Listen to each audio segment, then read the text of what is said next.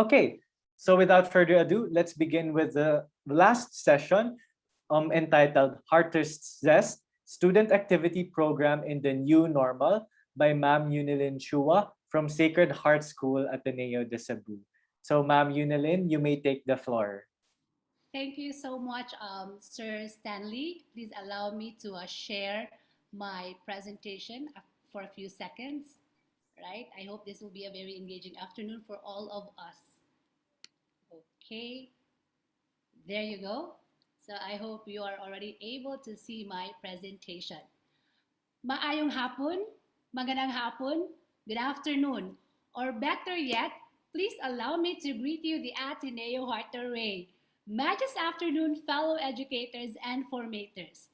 Thank you for choosing this time to be with me today, and thank you to Ateneo Salt Institute for this opportunity. I am Eunilyn Chua, a junior high school English teacher and the Student Activity Program Coordinator from Sacred Heart School Ateneo de Cebu. This is actually my 14th year as a faculty member of my beloved school, and I'm already in my 5th year for my role as SAP coordinator. Though I have been happily married to my first role as English teacher, I have been engaged and become more committed to my being a SAP coordinator. Thus, I have chosen to volunteer to share our successes and failures, or I guess it's more appropriate to say lessons learned from our first online experience of the student activity program in the junior high school department.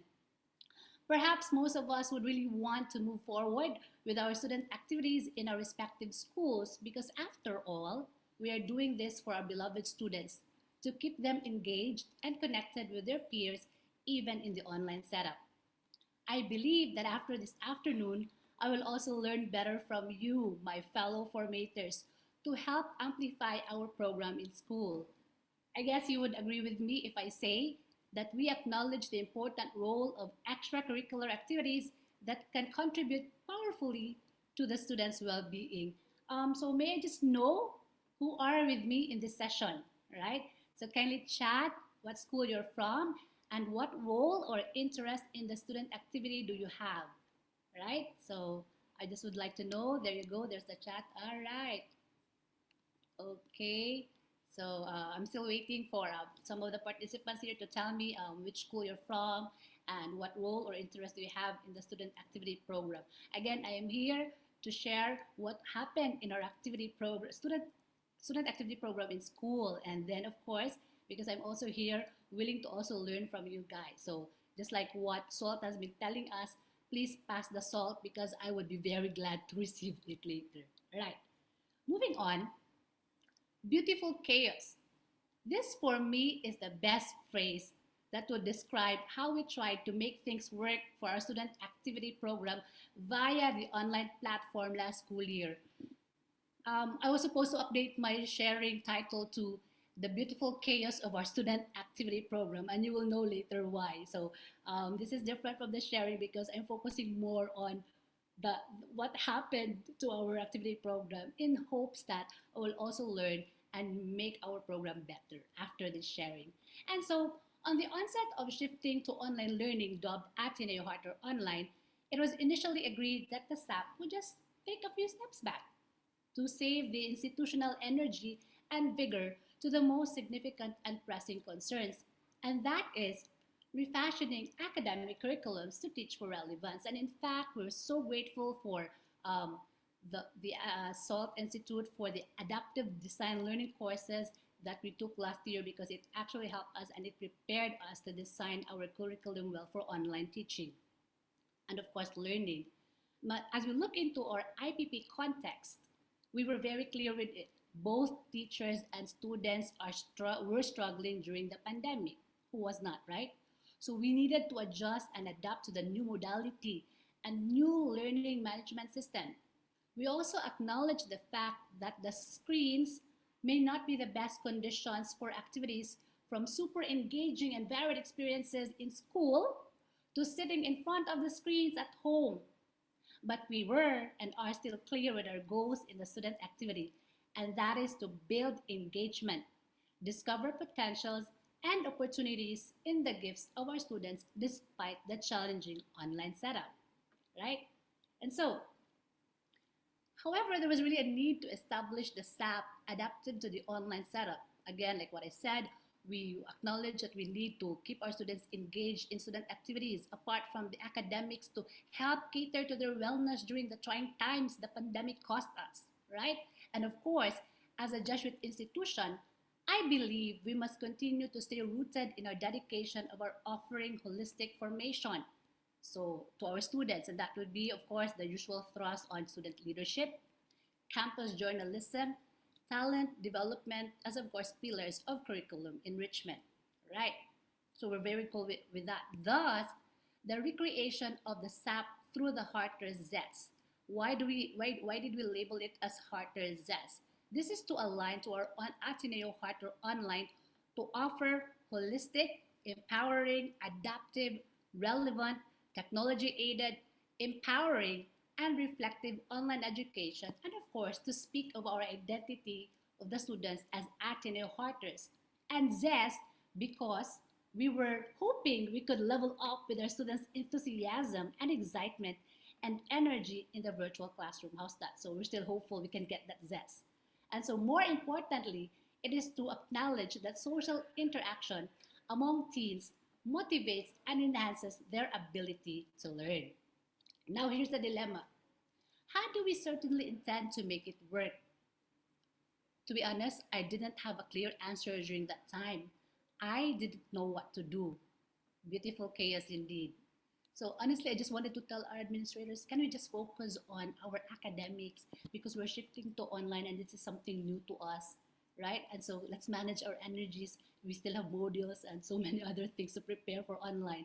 But of course, the thought of doing this for our students to in a way help them make it through online learning by providing them opportunities for student engagement was our driving force in the department. And so we have to recreate it to fit the online setup. So at some point, slowly, I started to feel hopeful through the help and support of my co-formators in school.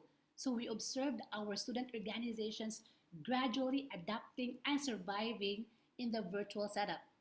Since we were able to elect student leaders before the lockdown, we were able to tap our student council to function despite the challenges encountered. And you know what? They were very honest to tell us that the world turned upside down because they already had plans before the start of the school year, but they had to innovate to adapt to the new setup, right? But of course, so they were able to manage. And so that's beautiful chaos number one, the need for student leaders to adapt in the virtual setup, right?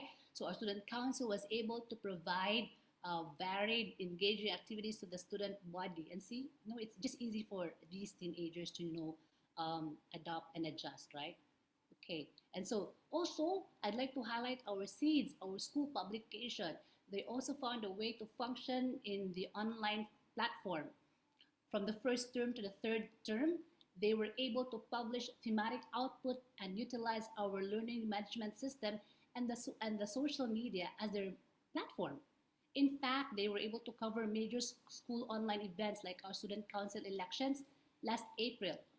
The initiatives and support work done by the student council and the seeds gave a vibrant space and ground that students got involved, and of course the leadership opportunities blossomed. Could you imagine that they were able to work it out? And so thanks to reliable and proactive moderators working with me, guiding and fueling the initiatives of our student leaders. Also, I'd like to highlight our scout leaders. They shifted to online scouting through giving service-oriented activities through the e-scouting PH. And again, thanks to a very motivated scout leaders.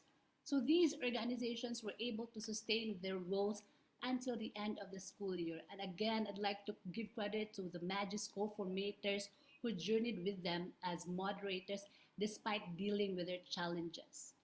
But so there we go. We were able to utilize our learning management system, which is Microsoft Teams, for these organizations' roles and initiatives. But here's the thing. Another chaos sank in. What could we offer to our regular students? During the pre-pandemic days, our students enjoyed being part of their chosen clubs. But how do we make clubs work virtually? So it's another hindi ko alam moment, to be honest. Apparently, we resorted to letting our students answer an online survey to know what activities they'd like to be offered to them. As always, we listen to our students, even if at some point we teachers are already struggling with the many things we need to adjust and adapt for online learning, right? But again, so we gave in to our students, we gave them a survey, they answered, and so we were able to at least get a feel of what is it that they would like to happen in the online setup for clubs, right? So after getting the results of the survey, together with some co-teachers, we brainstormed on possible club engagement. However, we just resorted to having it as an explorative activity first in the first term. And so we organized an event called Harter's Zest Extravaganza. The goal was to offer a variety of activities that our students could learn and enjoy from apart from their academics, at the same time make connections among their peers.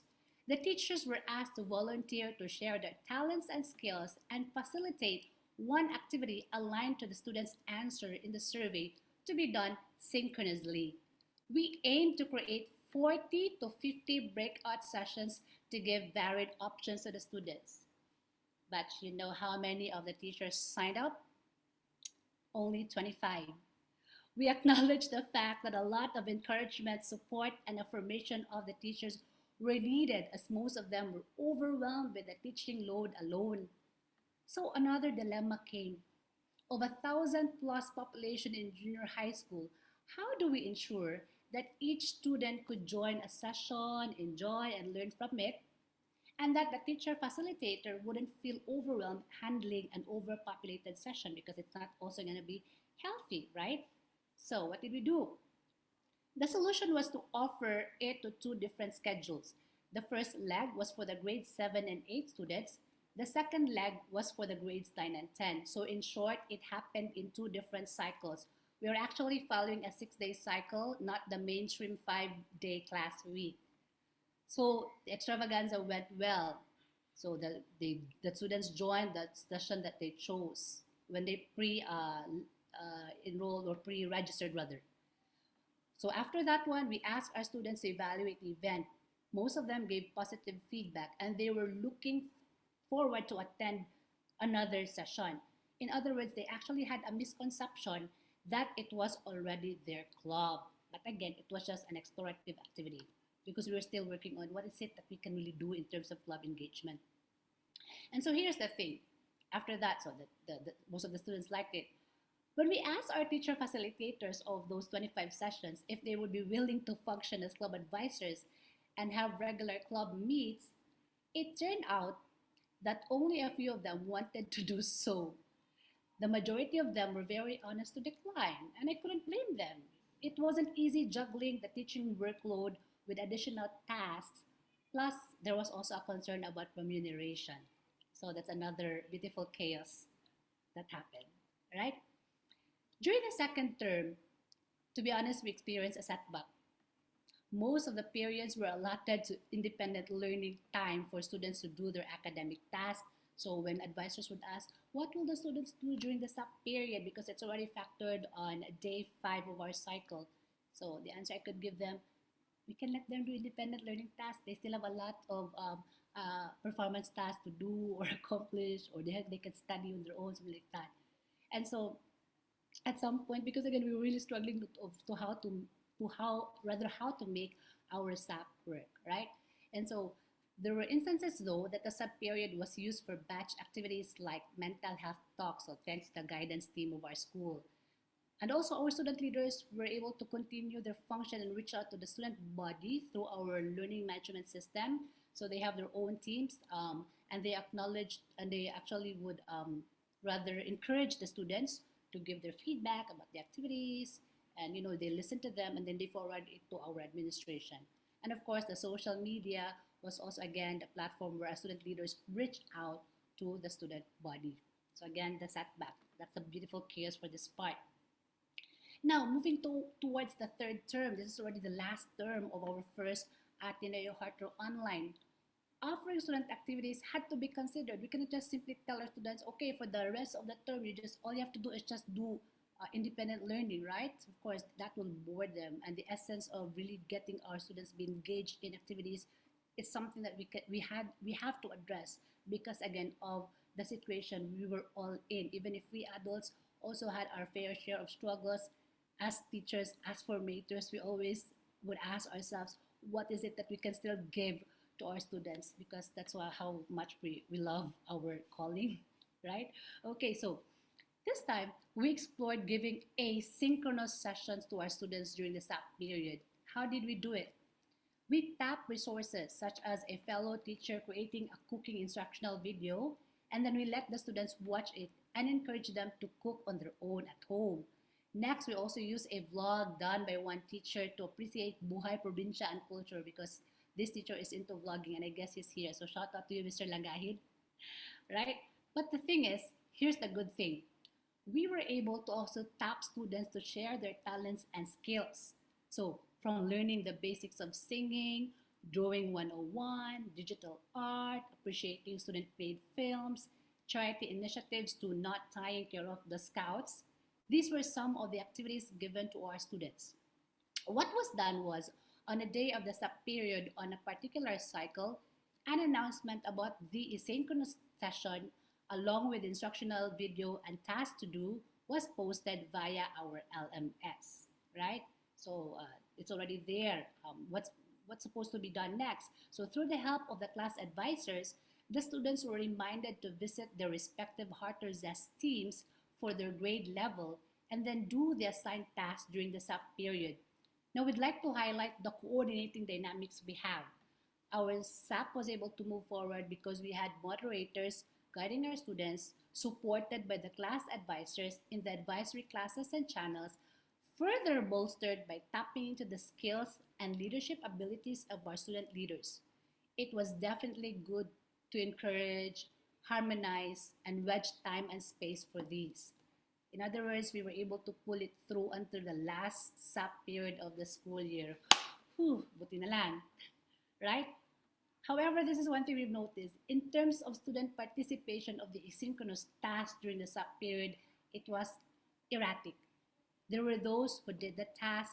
There were also those who didn't. So it's a question whether we make it compulsory or not. Do we monitor the attendance? So these are the many things that actually came during the experience, right? So these were some of the samples of the students who did the task asynchronously, okay? And so during our SAP year-end evaluation, our students had varied reactions to the asynchronous task and to the whole Harter Zest, right? Some liked it, some didn't. Well, I would have to say that this is part of the learning process, part of the beautiful, chaotic learning process. But of course, looking at these comments, there were those students who appreciated our program, even if it was our first time to do it, right? In the online setup. But then, of course, again, we listened to our students. There are also those who were very frank and honest in giving their comments and suggestions. In fact, there was one comment, one student mentioned, doing the synchronous task in the Heart of Death sub period was just a waste of time. I'd rather do my academics. And it's like, okay, go ahead, you can do that, something like that. But anyway, at least we heard what the students wanted. And so we really now understood that they really would like to be part of actual clubs. Okay, so that's what we were already thinking about, how we will have to do it for this school year. And so through all that we've been through in our student activity program in the online setup, these are my takeaways. One, it's always best to consider the context of our learners. So we listen to them. That's why I keep going and reading back the evaluation of our students to learn from them, at the same time to address their need for student engagement in the online setup. Second, there's no harm in trying to make things work. Well, I may have shared best practices that took place, or should I say, at least on my end, I'm trying to lift my own chair, but at least I would say those were some best practices. But if you notice it, more setbacks happened.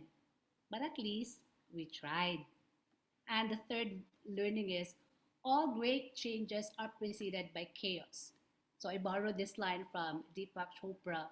Yes, I keep saying it was beautiful chaos because through this, it led me and us with a desire of turning this chaos into clarity to bring better changes to our program for our students. Hashtag, as always, para sa kabataan. Learning from our experiences and the feedback given by students about our student activity program last school year, we hope to revitalize the clubs this year to provide opportunities for our students to enjoy activities of their interest, to give them some voice and choice in a space for social interaction, to foster community and collaboration in the online platform for a hope-filled future for our dear students. It's going to be another online learning version 2.0, but I am, together with my fellow formators, very hopeful that all shall be well soon. That's why I'm happy that I'm able to be part of this learning exchange because I also hope to hear from you, collaborate with you, and establish possible partnership for our student activity program. As we celebrate Ignatius 500, let us be ignited to see all things new in Christ, to see beauty in chaos, to journey with our youth, again for a hope-filled future. We'll learn from them as we accompany them in this journey. Our young people have so many possibilities and potentials in this digital age. So we want to walk with them, discerning these possibilities and finding God in the depths of reality. Dagang salamat, maraming salamat, Sheshe. Thank you for listening to my sharing and have a Magis Day. Always Magis, always Luxorious, always Ad Maiorem, Dei Gloriam. Back to you, Sir Stanley. Thank you so much for that, Miss Eunilyn. It was such an insightful presentation. I'm sure our listeners had a lot to learn about the student activity program. Even I had a lot to learn. With that, I think we can move on to our Q&A session. So to everyone, if you have a question, feel free to turn on your camera or unmute yourself, or you may also type your question in the chat box for everyone to see. But if you prefer to be anonymous, you may just direct the question to me personally and I'll read it out loud.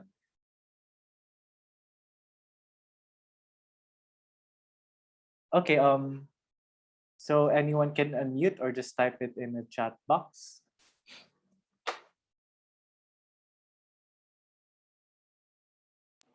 If I, Sir Stanley, if I may speak, if they don't have questions, maybe they can suggest for to help us improve our student activity program.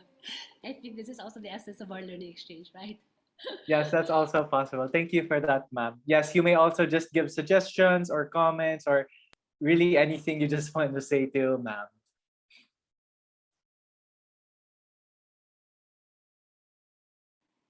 And so while waiting, also I'd like to give a shout out to some of my co-moderators here in school. They're actually here joining the session. It's good to have them here, ma'am. Thank you.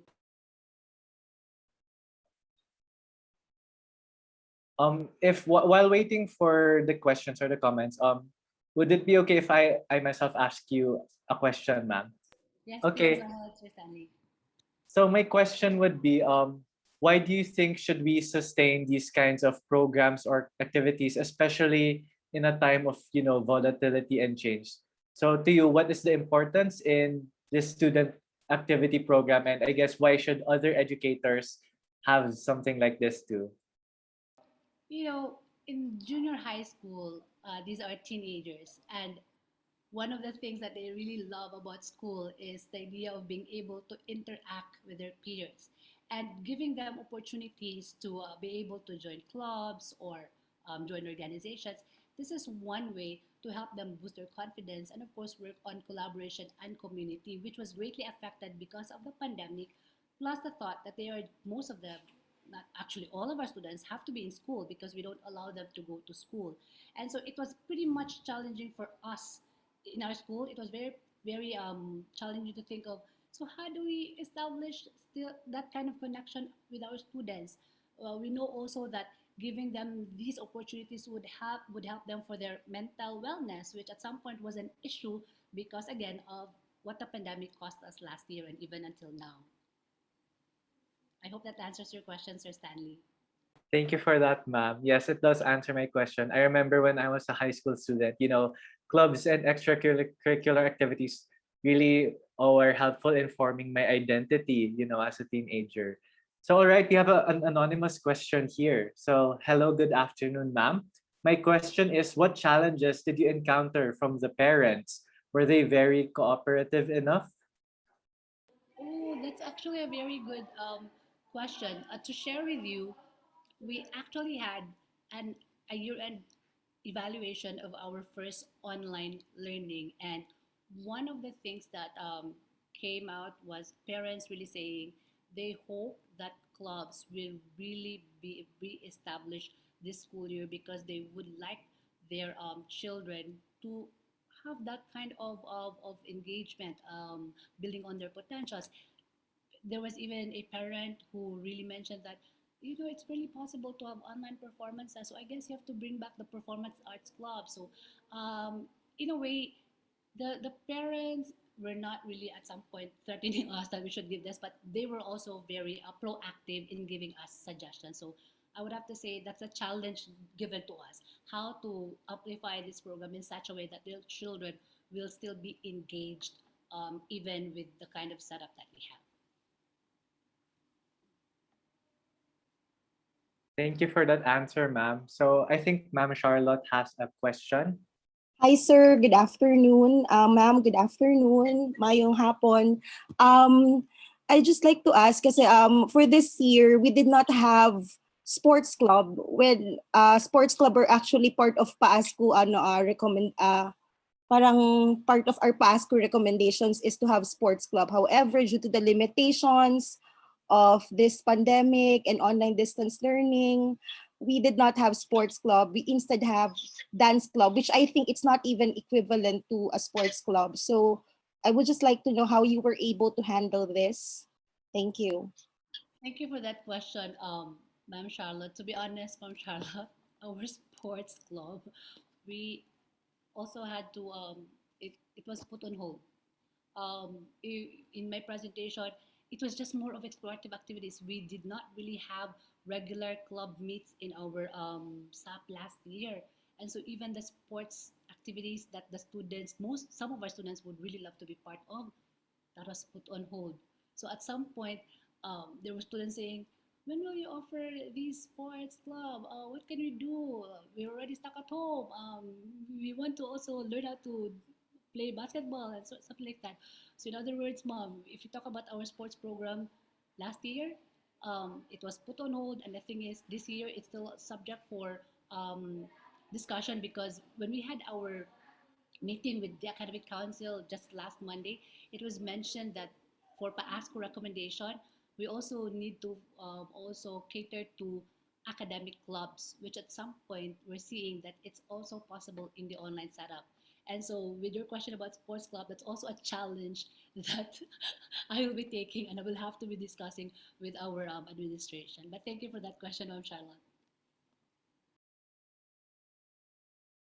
Thank you, ma'am.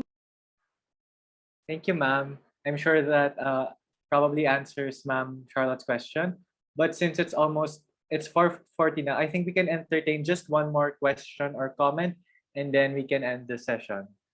So, any follow-ups or pahabol questions, comments?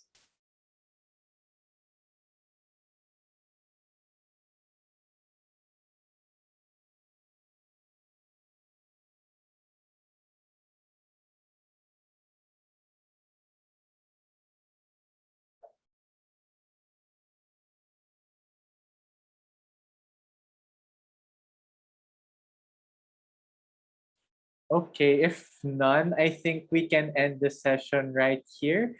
So I'll be stopping the recording.